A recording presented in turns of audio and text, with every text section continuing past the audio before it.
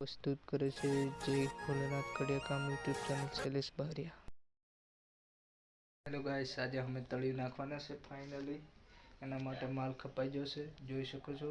આ રસોડા રૂમ છે અને અમે લોકોએ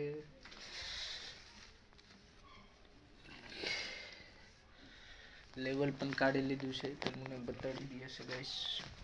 આ જોઈ શકો છો, અહીંયા લેવલ કાઢેલી છે ફૂટનું અને વિડીયોમાં બતાવીશું કઈ રીતના તળિયું નખાય છે। તે શીખવા હોય તો પહેલાં લેવલ કાઢી લેવું ચારે ખૂણે અને પછી કમ્પ્લીટ લેવલ કાઢ્યા પછી માલ બનાય।